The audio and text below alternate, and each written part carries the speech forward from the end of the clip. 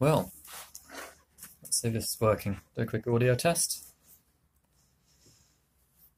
See if I can work out how much lag is on this thing as well. Well, let's see if this is working. Do a quick audio test.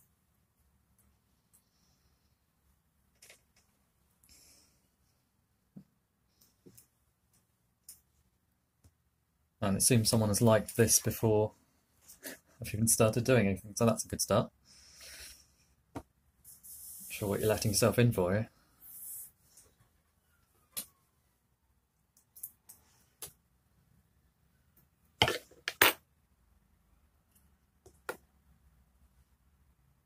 So, first little bit of stuff I'm going to be working on tonight is a new model I've had printed recently. So this is a sort of based off a Hudswell Clark loco, kind of like the one called Lord Mayor on the Coleath Valley Railway. So that's that for a start. So I'm just going to make a start on this. If you feel like contributing anything to the chat, just buzz it in and we'll see what we can do.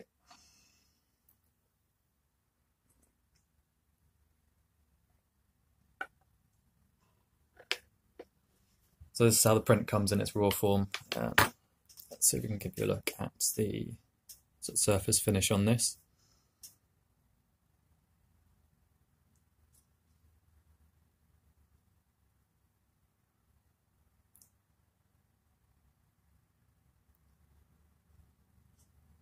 Sorry, there's a lot of lag on here, so I can't, it's quite difficult for me to focus this. There we go.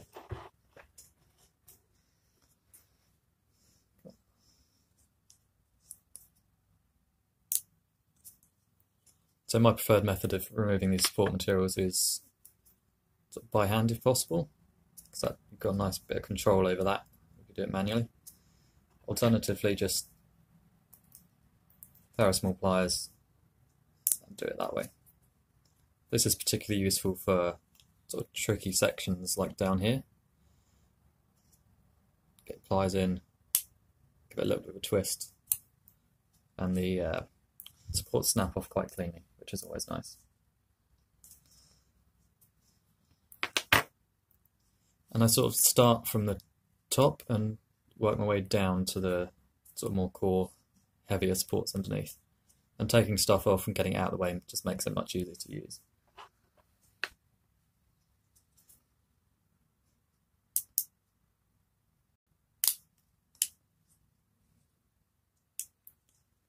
Again, once you've detached things, it's much easier just to snap it off, get rid of it entirely.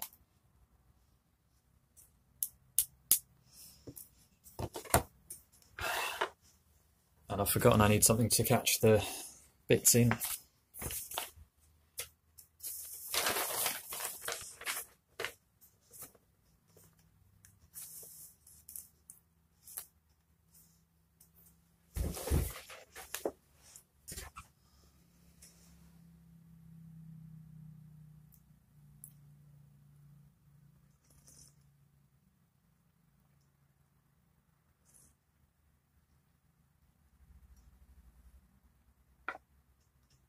It's the most essential part of any modelling activity.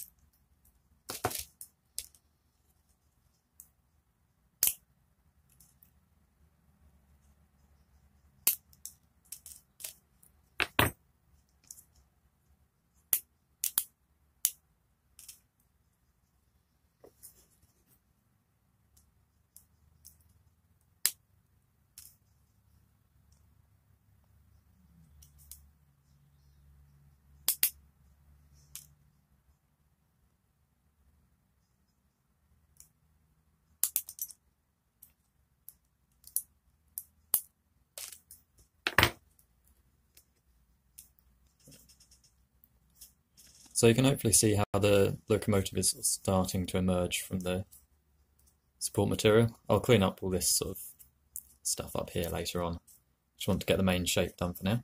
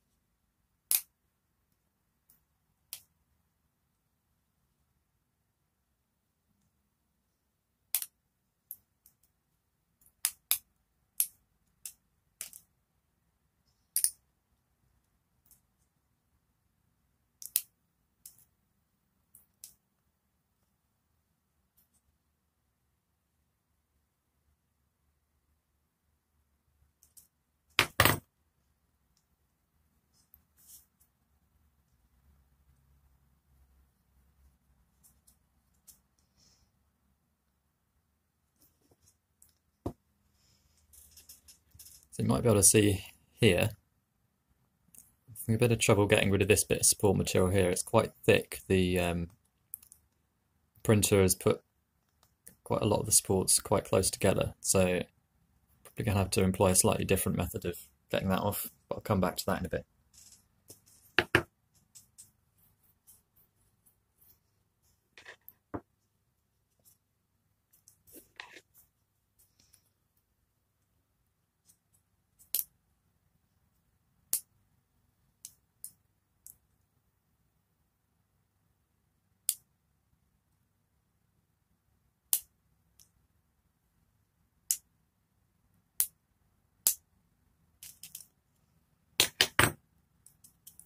Also, I haven't really printed buffers in as part of the main model very much, so I'm quite interested to see how well this comes out once it's all processed.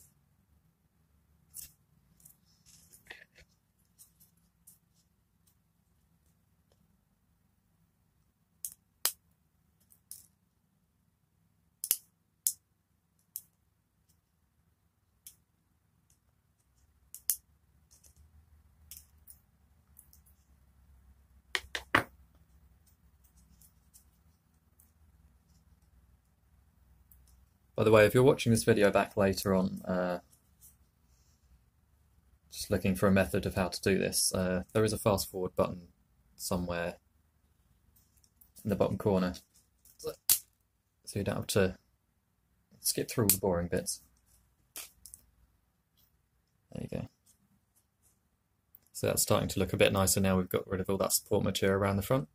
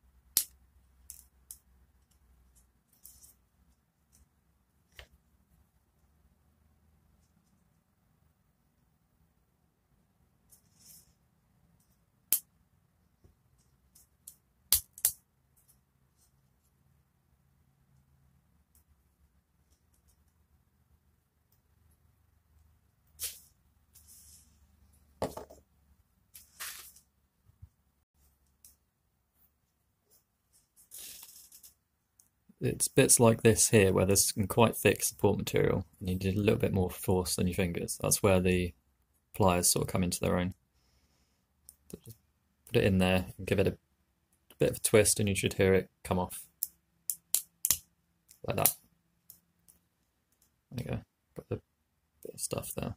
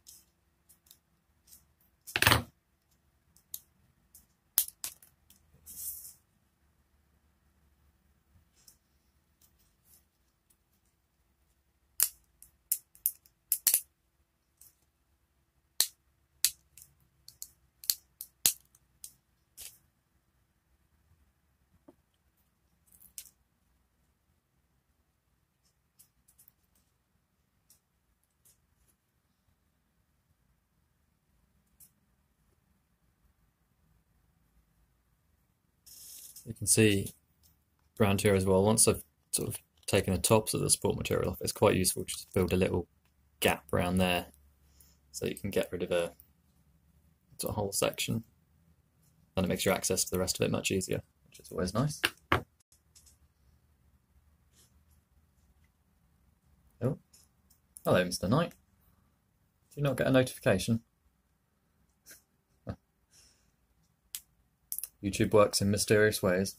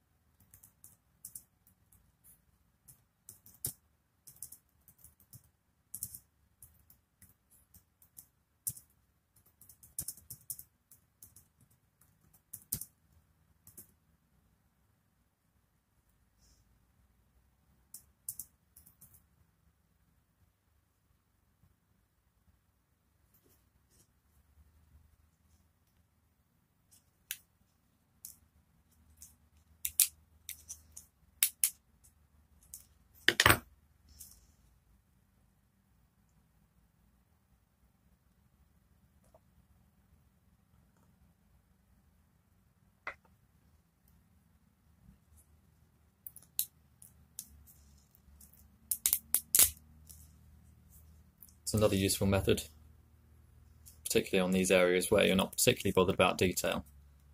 It's just pressure, just clap some of the supports in like that.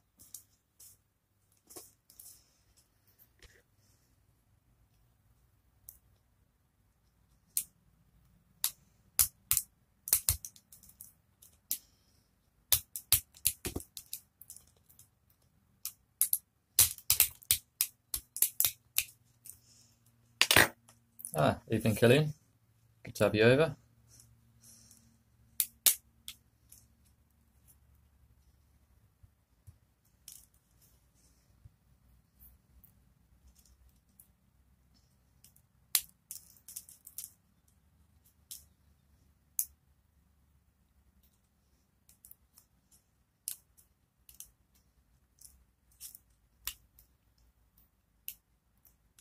Notice chat messages are coming up on the main video feed as well. I'm trying out a new bit of software, so things might be a bit strange at times.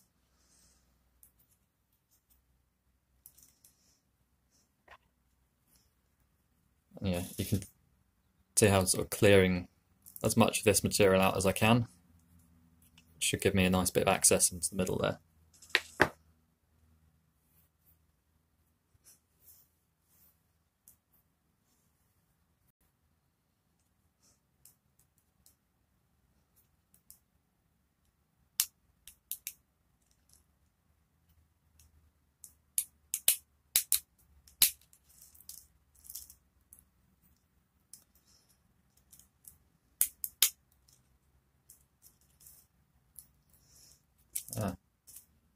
Would that be referring to this loco, Mr. Killian?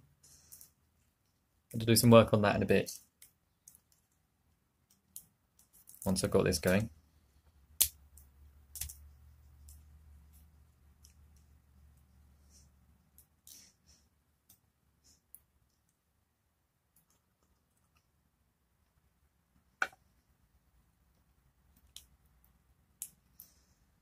Yeah.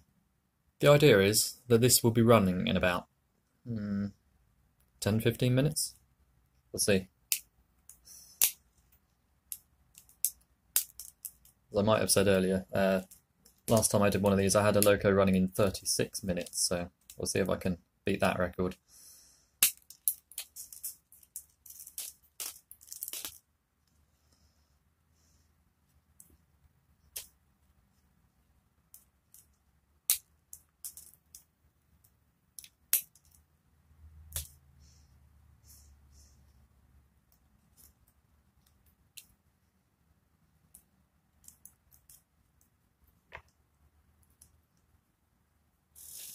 So I've done the easy bit, where where the nicely spaced supports are.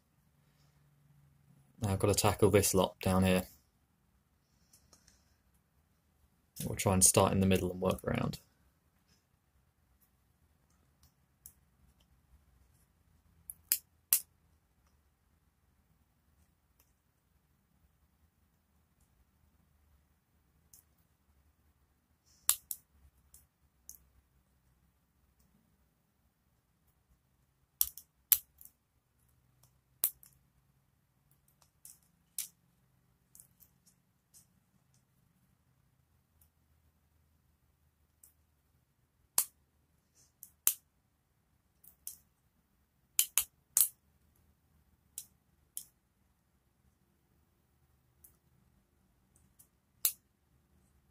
Aha, Gary has arrived. Good evening.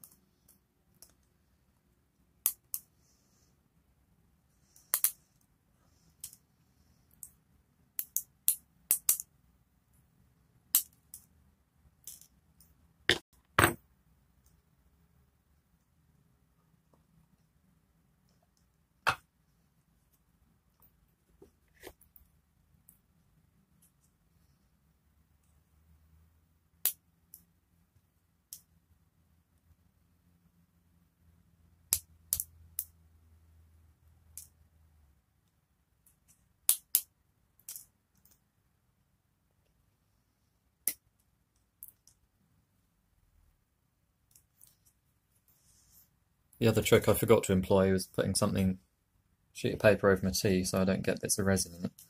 I've survived so far.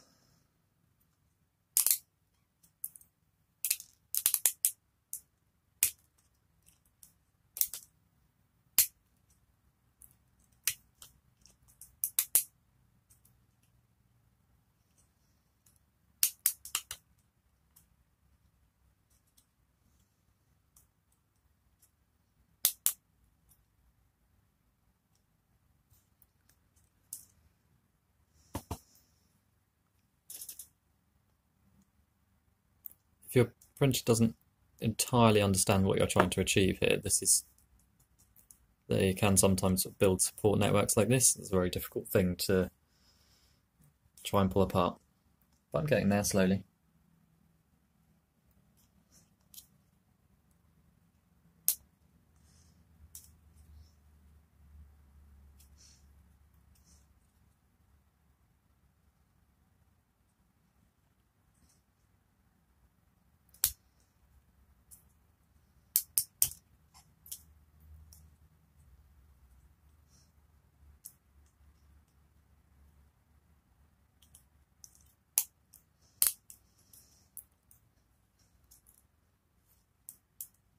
Well, Gary, there's no space under my workbench for drinks or anything else, so in fact there's no space in my room apart from this bit for model making activities. So it's one of the downsides of living in a share house. You have sort of one room to yourself and most of that is filled with other stuff that you need to live on a daily basis, not modelling. So, but I manage.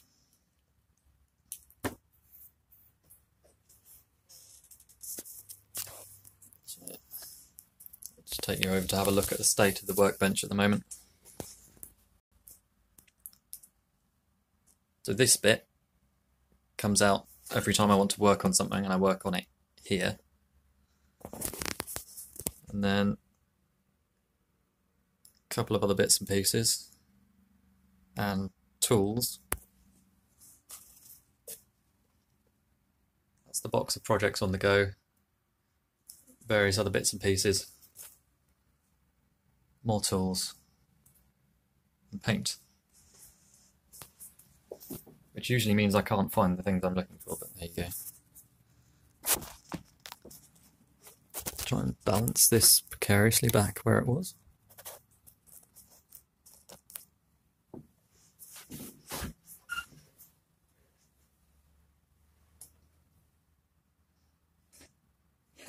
Yeah, I'm hoping I won't take a gulp of thinners. They're over there, so that's why I have a very distinctive mug.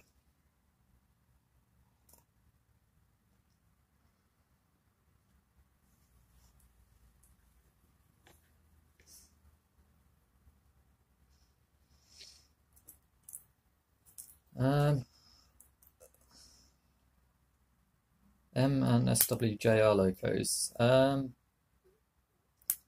Does ring a bell actually. Not sure I've looked at it since. You may need to remind me about that.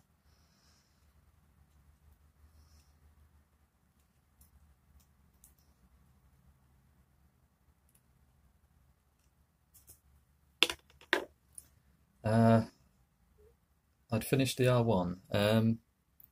Well, that's a question. The camera is actually balanced on an R1 at the moment.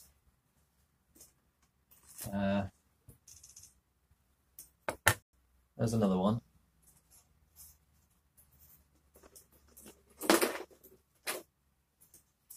There's another one.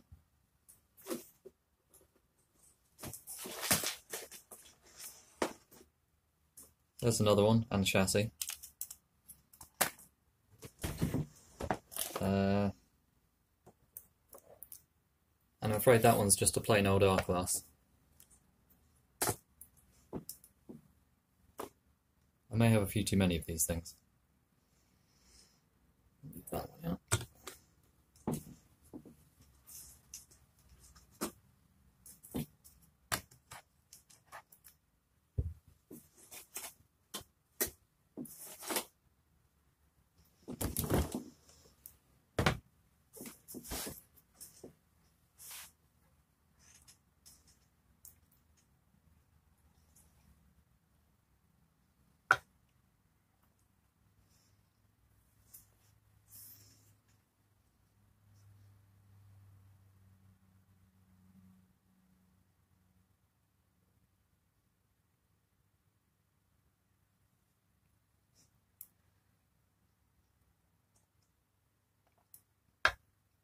Certainly never can have too many R1s. I'm hoping to run Folkestone Harbour trains at some point with 3 or 4 on one go, but the trouble is all of mine are in different liveries at the moment, so I should probably make a few the same. That's just the point. This one is actually finished now, running on a Hornby Ginty chassis, which isn't quite the right wheelbase, but it will do. Got some quite nice number plates done up from Narrow Planet recently, so that was all good to see. Very, very lightly weathered as well, but not too much.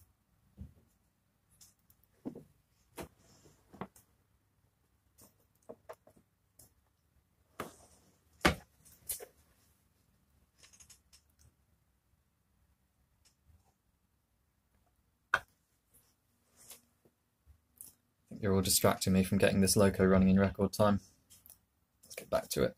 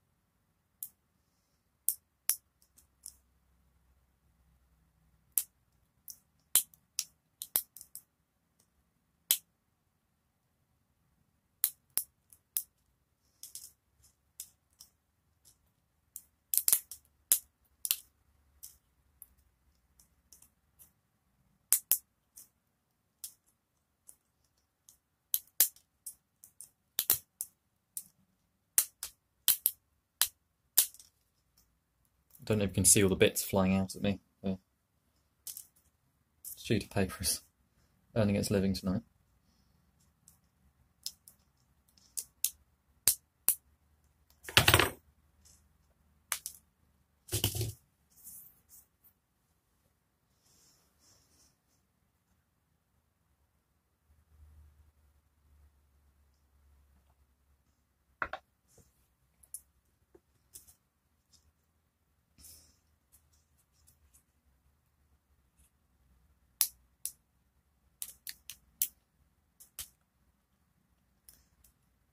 Oh yeah, I had a look at the many liveries you came up with.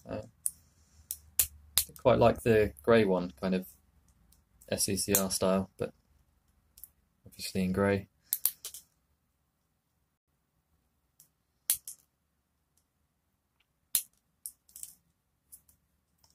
Were there any other railway companies that ever actually used grey as a sort of main livery, apart from the SECR wartime one? If anyone knows.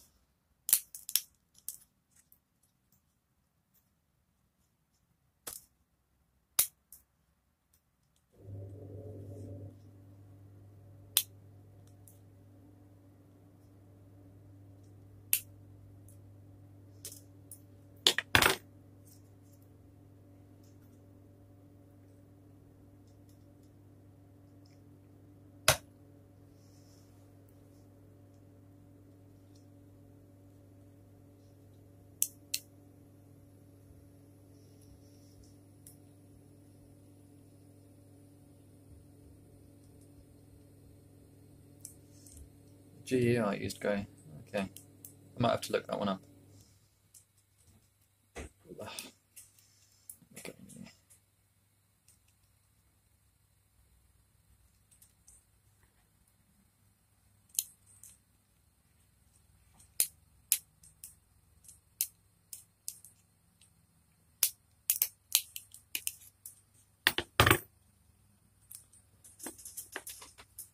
You can see I've sort of worked all the supports off all the way around the edge now.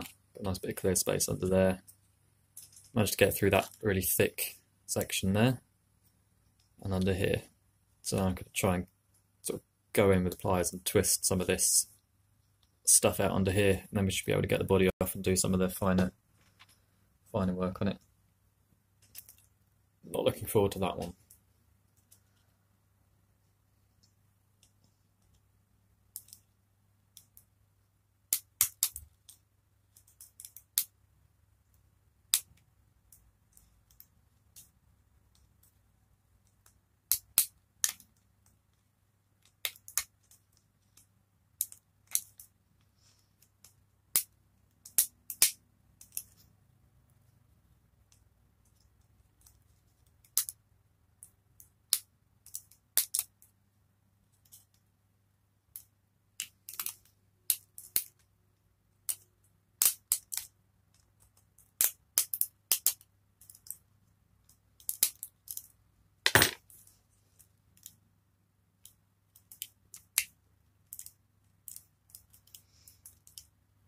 You can see we're nearly there.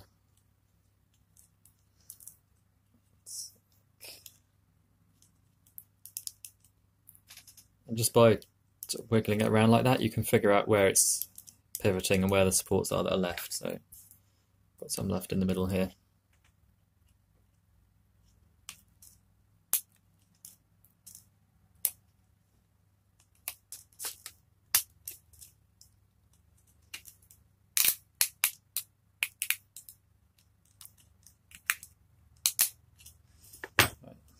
Feels promising. So close.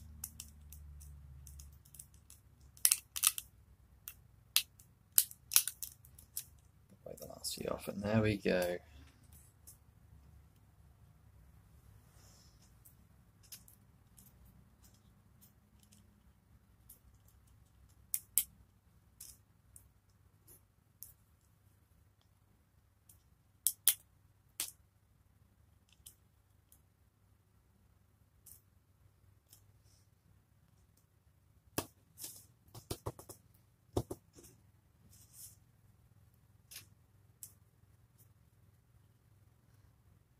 So this thing was printed about a week ago, and it's still a bit damp in here where the air can't get in to dry it out. So let's get rid of the last few supports.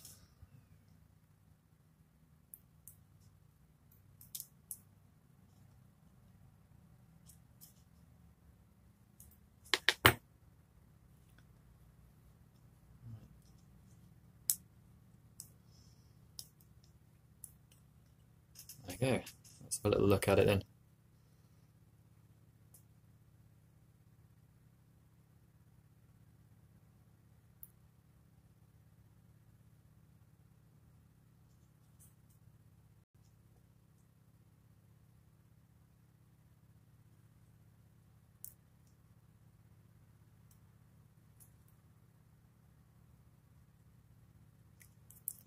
this whole print run was a bit of a disaster actually. This is one of the best models that's come out, and it's still not particularly well detailed, but I'm afraid there's not a whole lot I can do about that, other than just make the best of it that I can.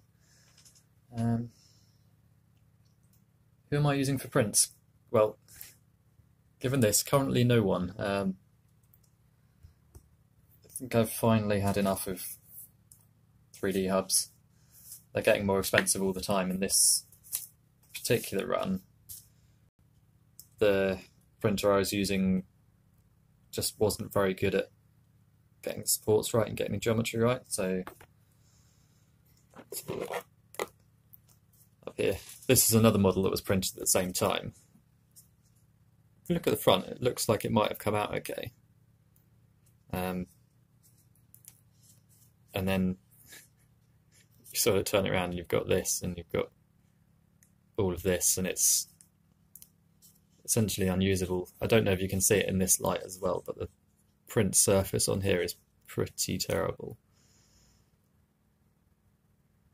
So this is essentially unusable, which is a shame, but that's the sort of thing that happens with 3D printing from time to time. This one I think is usable. This is going to come out as a hopefully fairly nice little loco.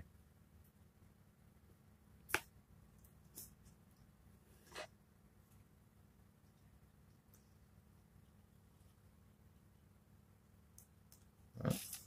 So now I've got to deal with that. This lot here. There's some supports in there as well. I don't know if you can see. Oh yeah, and the ones in the spectacle plates there.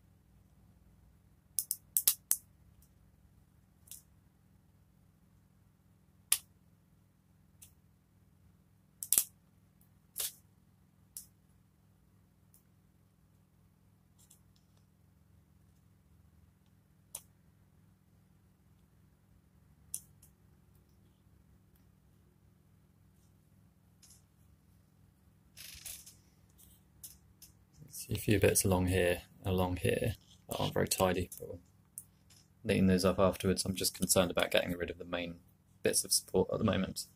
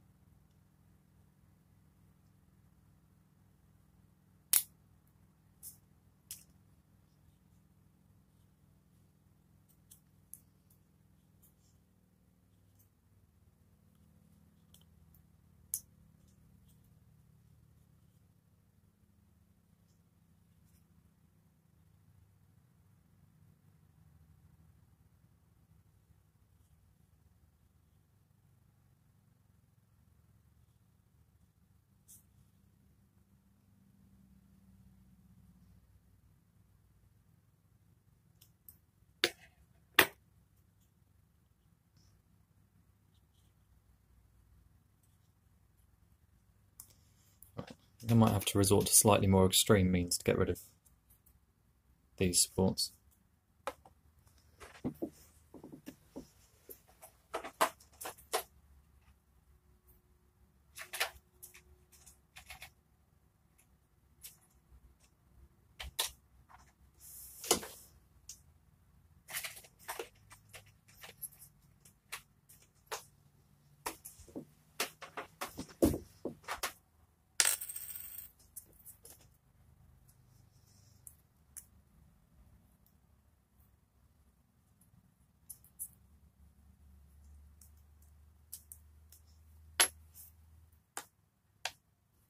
So for this I'm going to use a Dremel with a cutting disc.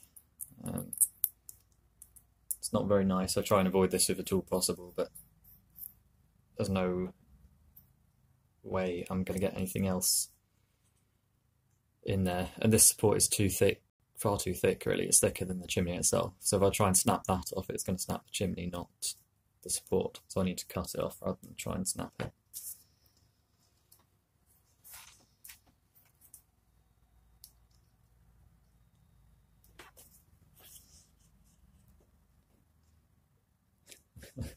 Just hoping this doesn't go horribly wrong.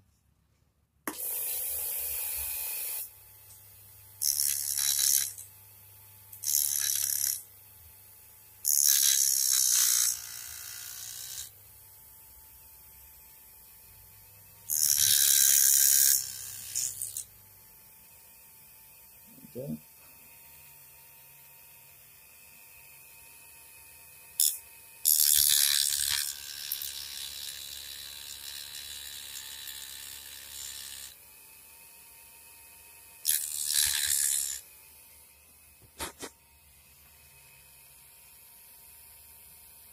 There we go, that's most of the way through there.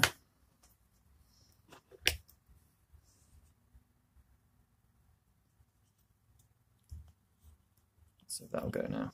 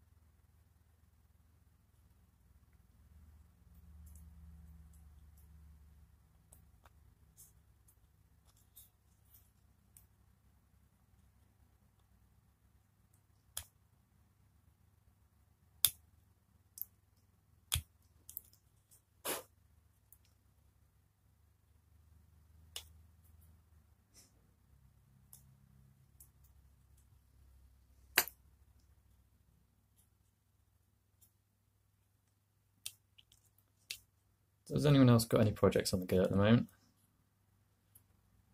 I know if I'm watching Gary's stream or something, I'm usually doing some work myself. So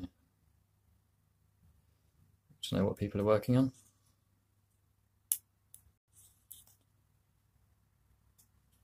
So most of that's gone now. I can neaten that up with a file and sandpaper later on.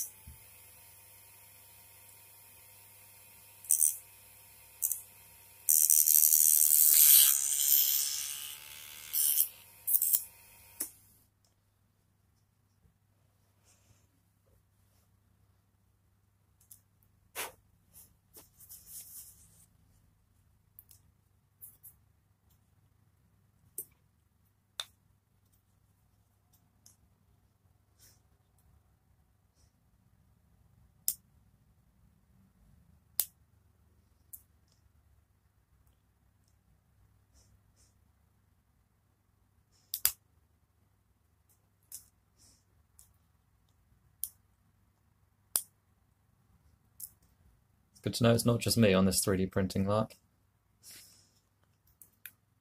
How's it going?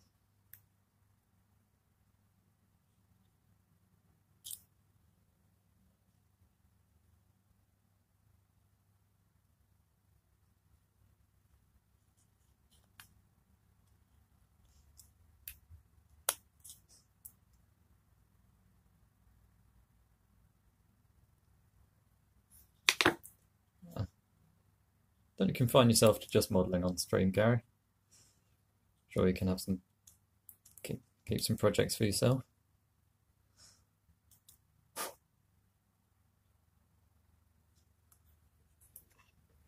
Okay, that's the reason I was trying to be really careful around here.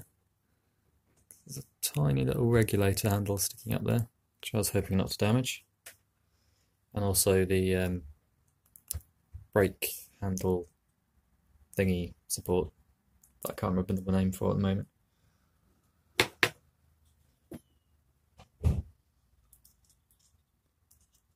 Right. The other very useful thing about having a Dremel is get rid of your cutting disc and use some fairly coarse sandpaper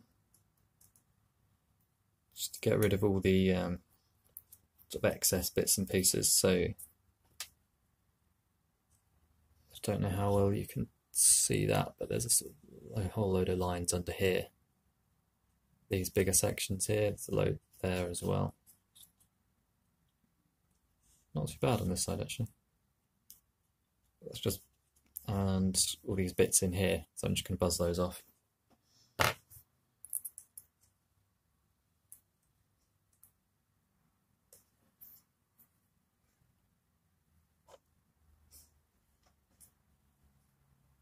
Too many projects on the go. Not sure that's a problem many people have. Don't know how many I've got on the go at the moment. I've got at least 10 locos on the bench somewhere in some sort of half-finished form. And I'm still designing new ones, so what can I say?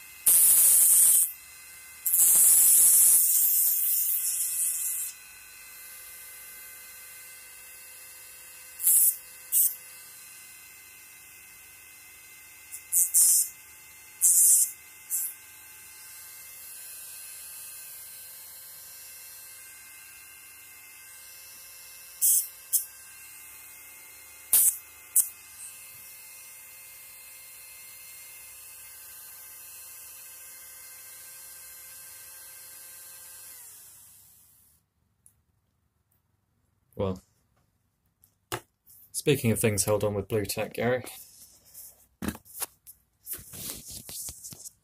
this is my current camera support. Loco, held on with white tack in this case.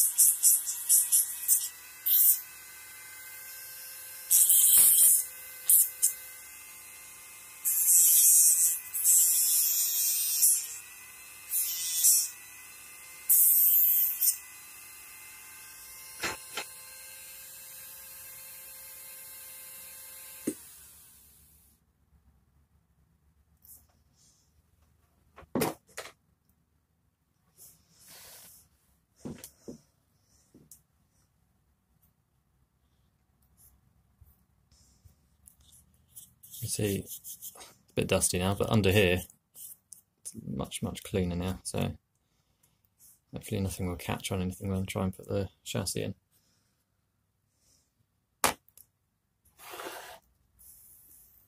Not done quite as well on speed tonight. Last loco was up and running in half an hour. This one taking a little longer.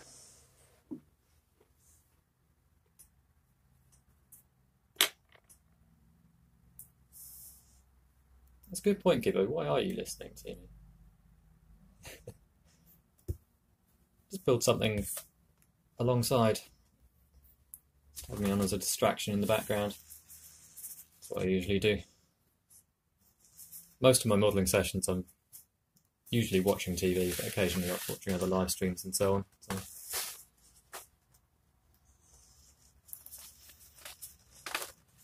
That's a very useful way of bidding things.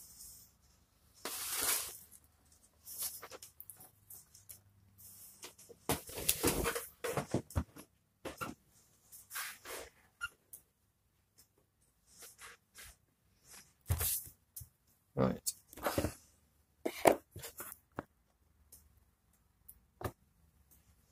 Let's see if this works. We have a chassis and we have a body.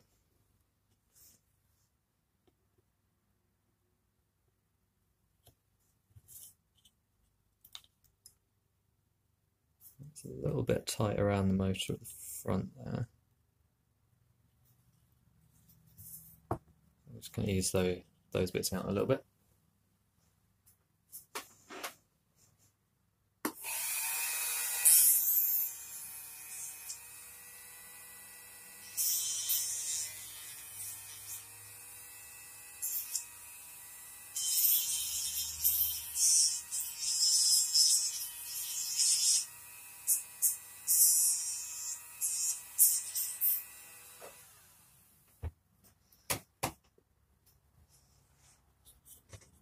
Right, let's have another go.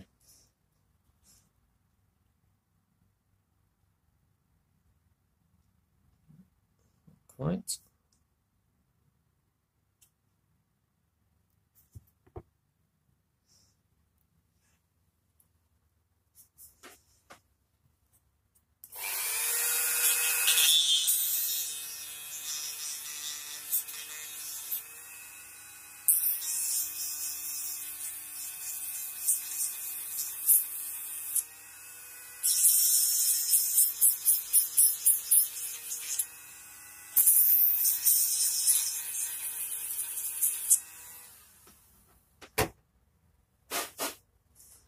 I did design this to be quite a tight fit because then it means the motor sort of holds everything in place. You don't end up with chassis and body wandering around on their own.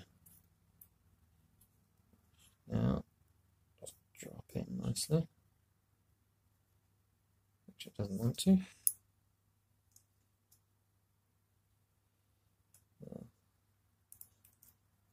So now it's a little tighter around the back here, where that what used to be the motor mount here. Do I know the wheelbase of this chassis? This is just the front section of a normal Electroton chassis. So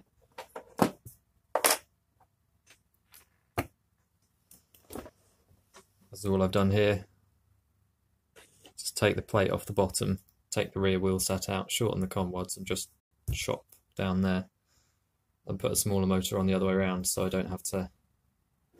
That's quite a wide motor if you just want a boiler loco without side tanks. That's why I just put the narrow 10mm wide motor on the front there.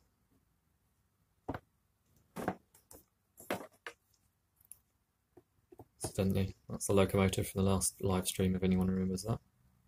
Maybe. I might have done the other one, I don't know.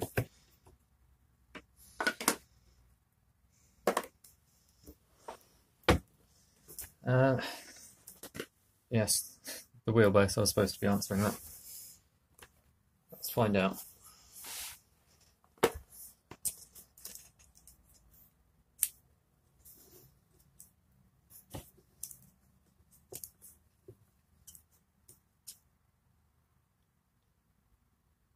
So that is roughly maybe 21.5 millimeters, something like that.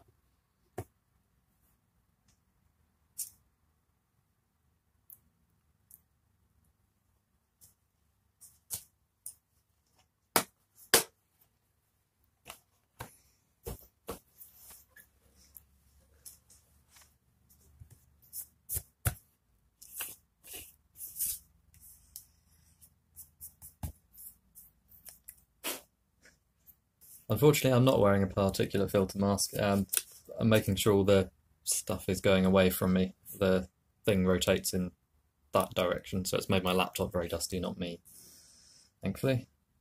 This is also a fairly small job. If I was doing something sort of a bit longer, I would move to a more ventilated area.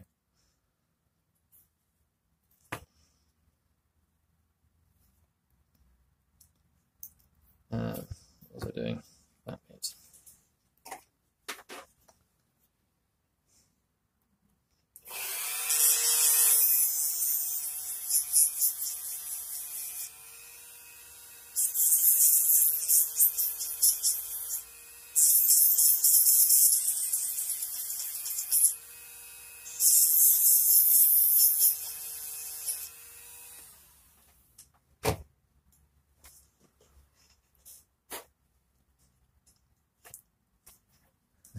That measurement is only roughly because I'm measuring it off the bottom of the wheels and kind of guessing where halfway is, so not super precise, but close enough for me. I've got a feeling it's pretty much exactly the same wheelbase as a small Manning Wardle, so if that's what you're aiming for. Although the wheels are a fair bit larger, these are 14 millimeters, which I can't remember what that is in feet and inches. These are 12mm wheels on this chassis here. So.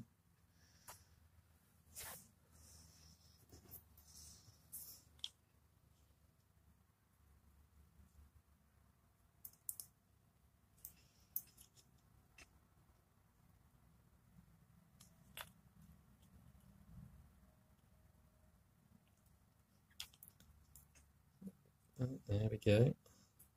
Set that down.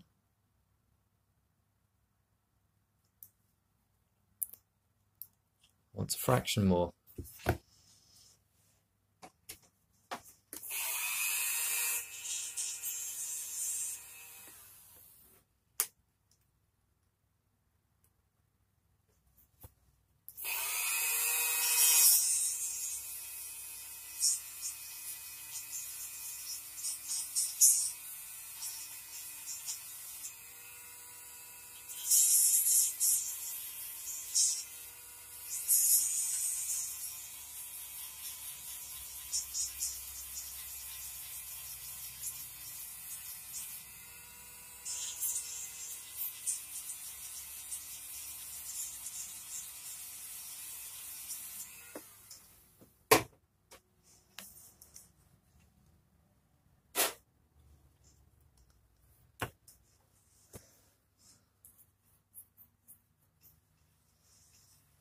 It's 3 foot 6 inch and 176. That sounds about right.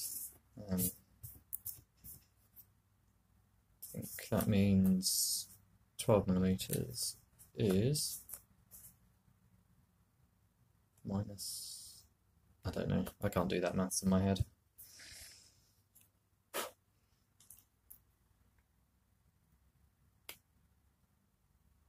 There we go, touchdown.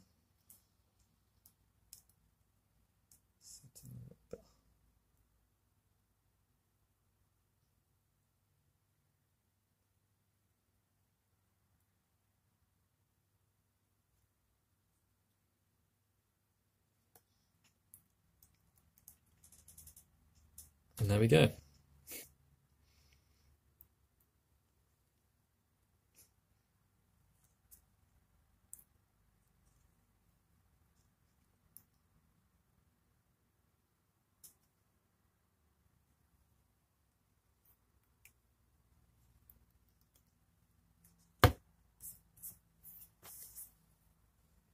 And now we have to see if it works.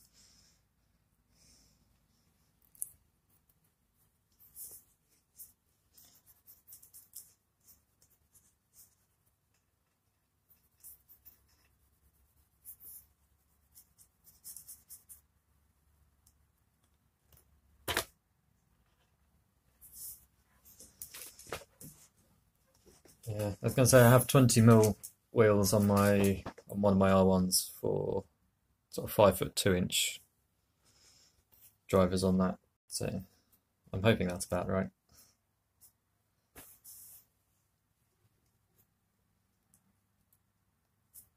It's not a particularly scientific bit of test track here, but it'll have to do.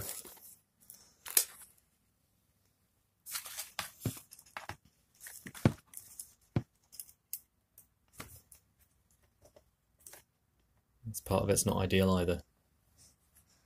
I'm just using a wall transformer here. It's currently set to, I think, 1.5 volts.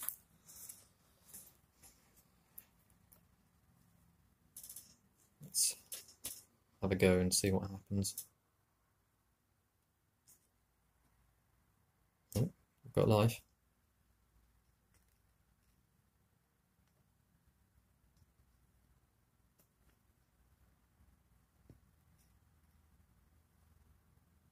Sure, 1.5 volts is quite enough to kick the motor into action.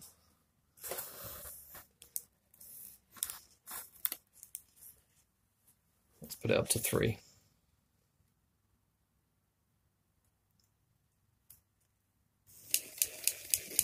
There we go.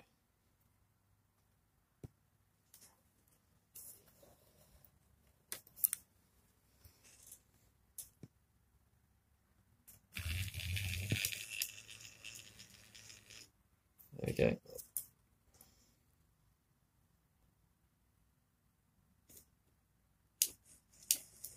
Seems to be working all right. The chassis is clicking a bit because when I took it apart, I haven't quite put it back together perfectly. But I'll need to just take that apart and reassemble it and it'll be fine.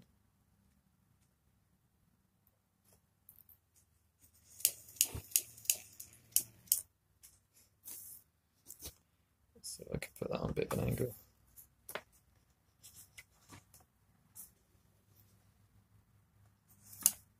All right.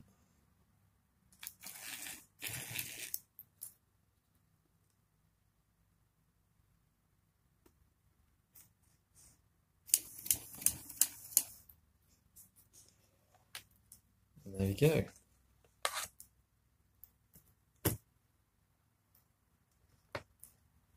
Not bad there for about an hour or so.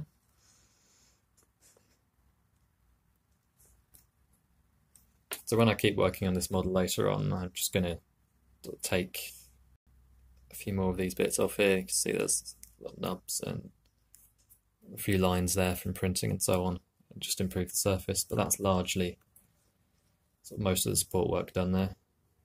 A little bit of surface finishing, and then yeah, that'll be ready for details and stuff.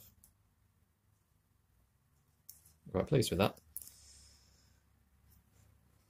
There we go. That's that locomotive.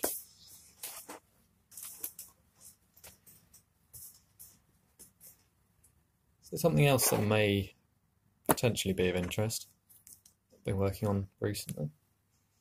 A little bit of a gear change here.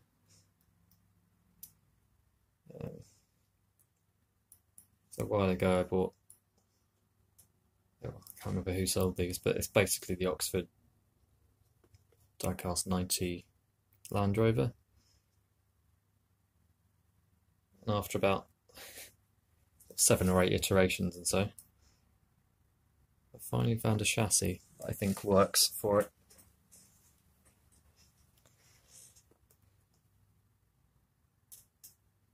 So I can't show you this running at the moment because these wheels don't conduct electricity particularly well. I think they're blackened brass or something, but they don't.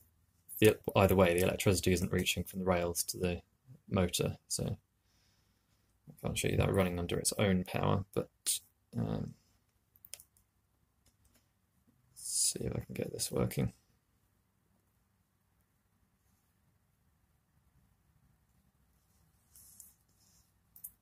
Yeah, I haven't got enough hands for this.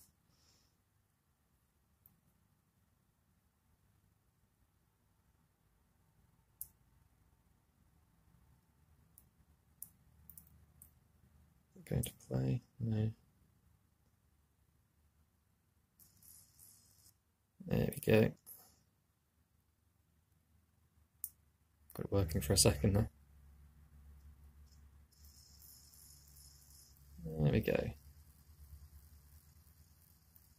Seems to run reasonably well. So yeah, this little project's on hold at the moment, but until I can find some wheels that are... It's quite difficult to find, I think these are 9mm wheels, so I'll have to keep an eye out for some of those in nickel silver rather than brass. But yeah, I think that'd be quite a fun little project to do. I think I might try and put, I don't know, what does anyone think about doing sort of a little diesel or something, a tiny short wheelbase thing to go on a chassis like that? It should run reasonably well once it's got a bit of weight on it. I've got the pickups from phosphor bronze strip and things like that. So yeah, that's something else that's going on at the moment.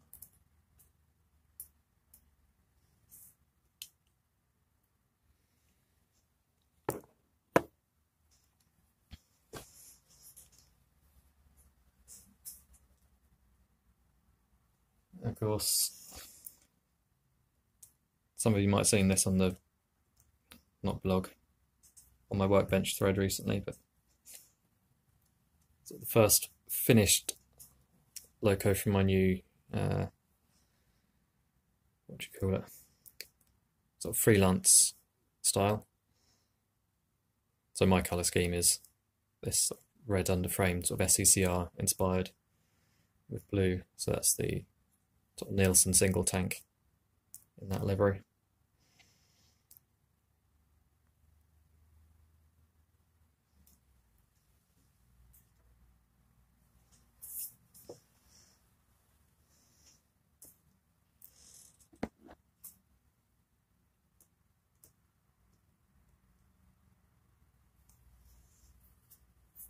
And of course the next loco to follow that up is this one.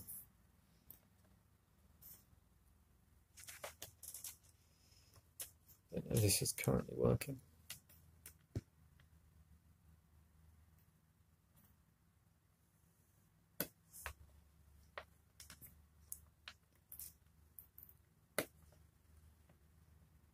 It's very slow, this one.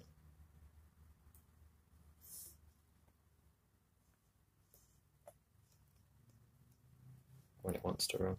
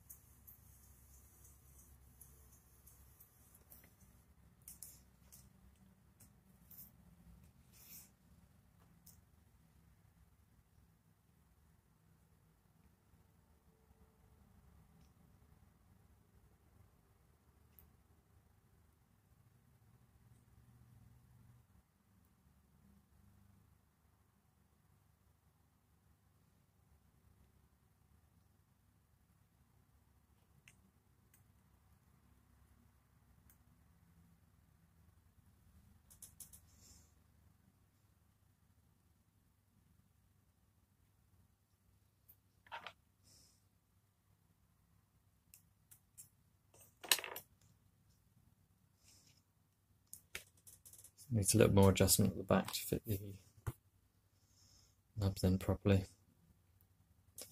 Got that.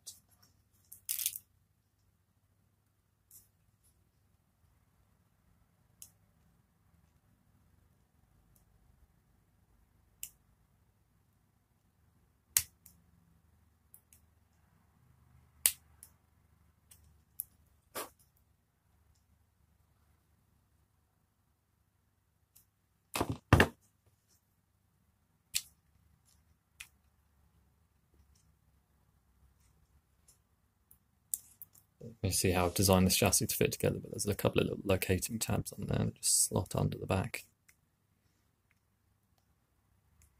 The idea is you just put a screw through here and hold it into the top. But I can't do that on this one because I put a motor in the way.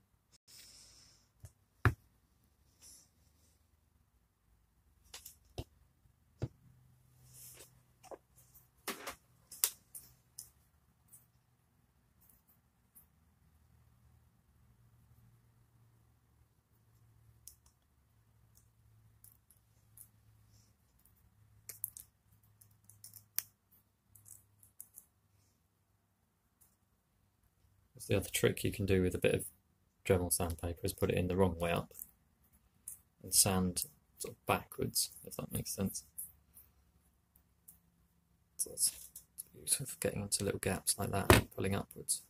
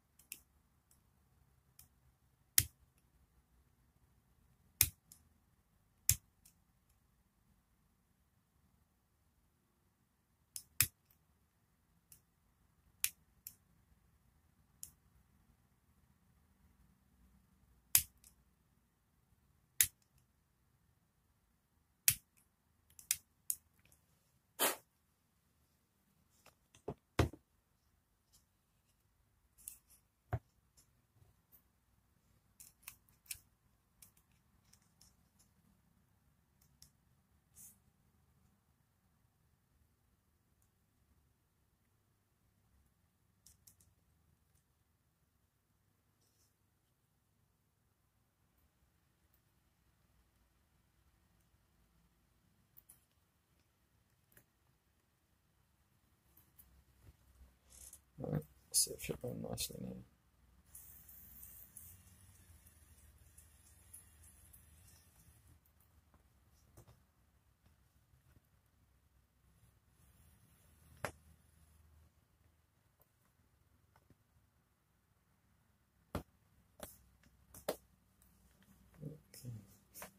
This is quite a difficult control method to get working.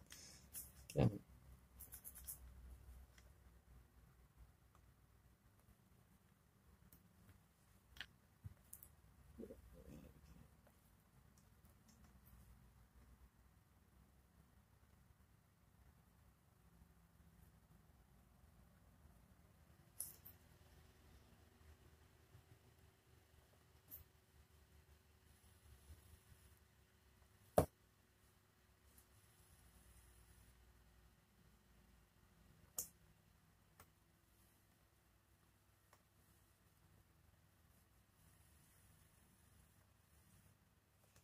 There we go.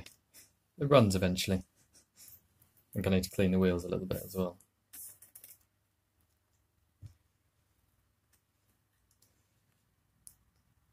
But yeah, going into the same colour scheme as the little Nielsen 222 as well. Got a little bit further to go on this one though.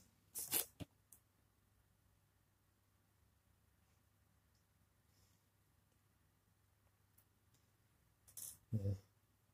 I was hoping to add a flywheel on the end of this, but currently I can't unless anyone happens to know a source of 10mm wide flywheels. So that's all the space I've got in here.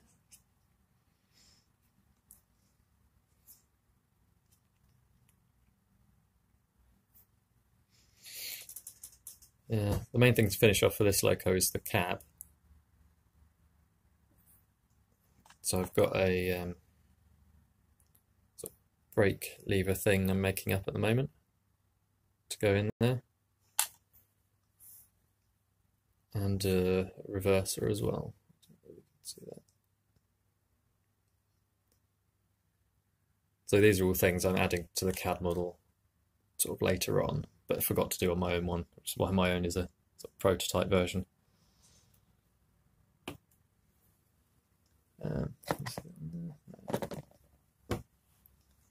So this is another one I had printed recently. It didn't go very well.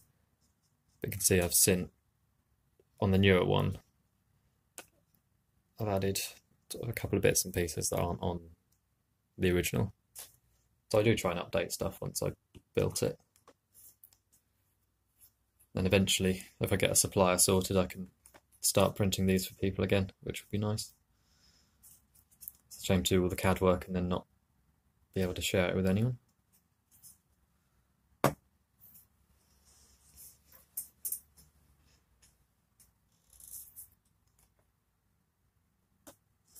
Going back to this for a sec. I'm not sure how realistic this looks, to be honest. What's your opinion, folks? I like it. I'm going to use it. It's going to become one of my layout locos, but I think it does look a little bit sort of slightly cartoony. I think it's probably the big wheels relative to the body shape. I mean, I like that, but I think there's probably a fair few serious modelers who will complain about that.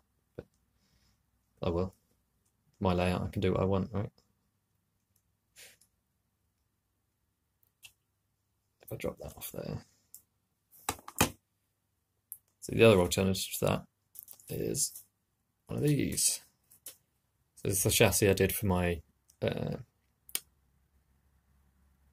SCCL Manning Wardle tank, the body of which is lying around somewhere on the desk. The thing I need to finish off with this is the slide bars here. I need to connect to the actual chassis at the back. I've been putting that off for a while because it looks like it might be a slightly tricky job. But once that's all connected up, then this is going to go under the Manning Wardle. But I checked the other day, and the wheelbase is pretty much identical to the wheelbase that this should have. So if we check that there. So this chassis does actually happen to fit this, I reckon. Let's go forward slightly.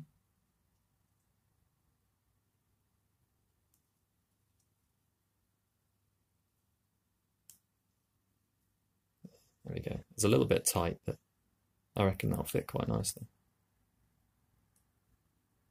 If you want a slightly smaller wheeled version.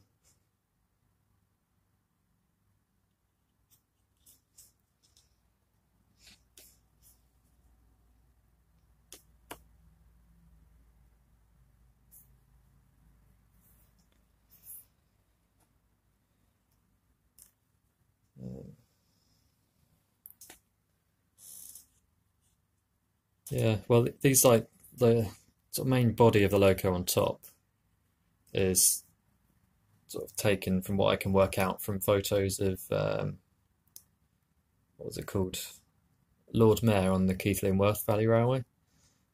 So I went up there this summer and sort of saw it and thought, I want one of those. So I've made myself one. But I wanted it to fit this chassis, which is fairly wide, which is why the footplate is a fair bit wider than I think it probably should be for this type of loco. But yeah, I really don't mind. I think it looks good, so that's good enough for me. So Killian, you're doing a an inside cylinder version of this kind of thing? Were you planning to use a chassis like this without the cylinders then?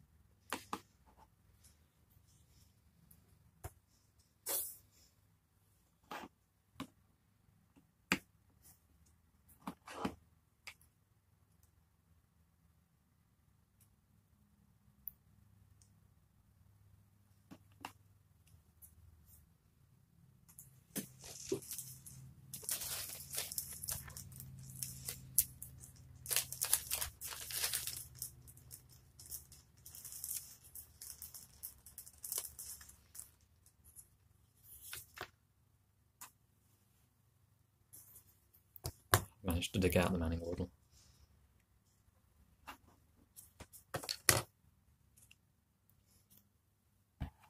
I think if we sort of compare these two,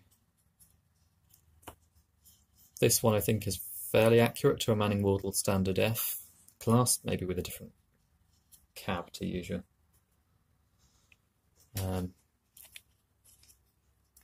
How visible that is, but I think this one is a fair bit wider.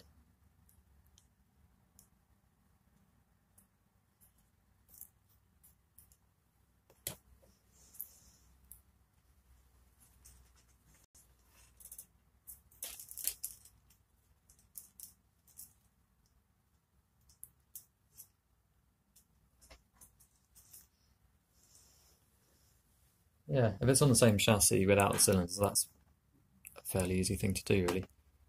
And to be honest, this chassis would be really easy to do without cylinders. This one worked pretty much first time as well, so quite pleased with this design.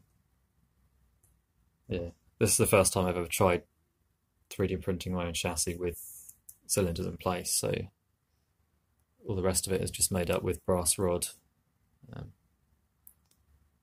And I think it'll work. I just need to sum up the courage to do sort of the slide bars and then flip it over and do the other side. But the main mechanical part of it, the motor and the pickups and everything else, works quite nicely. So I can make that run in a sec. That one's a Manning Wardle.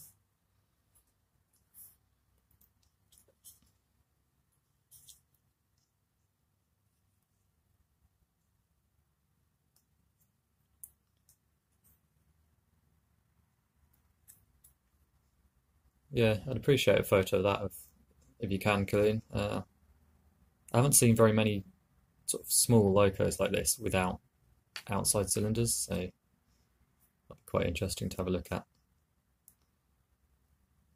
Yeah.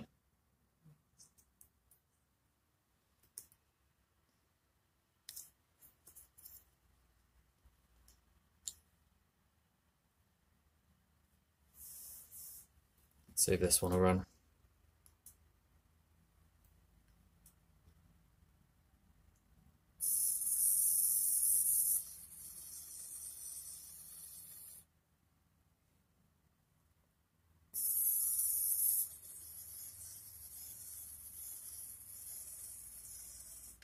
Needs a bit of oil, this one, but it seems to work alright. It's a while since I've put this chassis together, so I don't think it's been cleaned for a bit. It's been sat out getting dusty.